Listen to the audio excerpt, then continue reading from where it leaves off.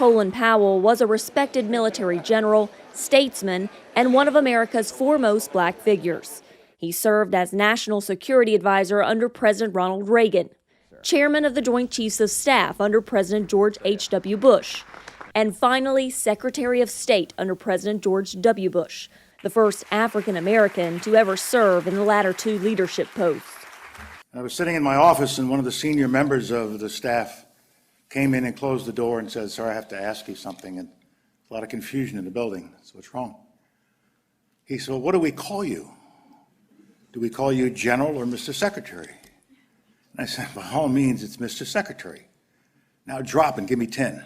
The passing of Colin Powell is the end of an era. He personified the great excellence and achievement of African Americans in our nation's armed forces, in some ways perhaps even paving the way for the Obama presidency.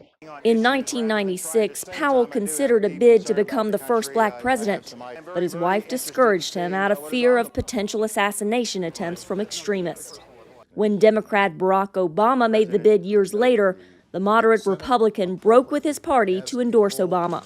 Secretary of Defense Lloyd, the first black U.S. Defense Secretary, called Powell a tremendous mentor and friend.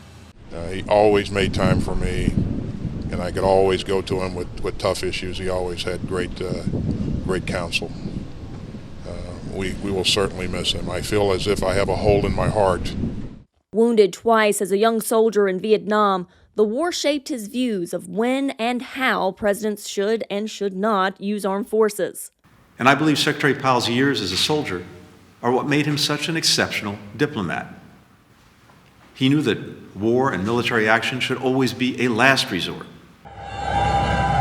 Powell received high praise for his overwhelming use of force in the Gulf War, which quickly pushed Iraqi forces out of Kuwait in 1991.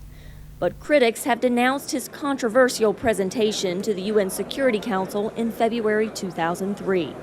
Powell made the case for the invasion of Iraq during the George W. Bush administration, citing Iraqi weapons of mass destruction that were never found. The facts in Iraq's behavior demonstrate that Saddam Hussein and his regime have made no effort to disarm as required by the international community. That's probably the major blemish on his record, but it really wasn't only his blemish, it was the whole intelligence community.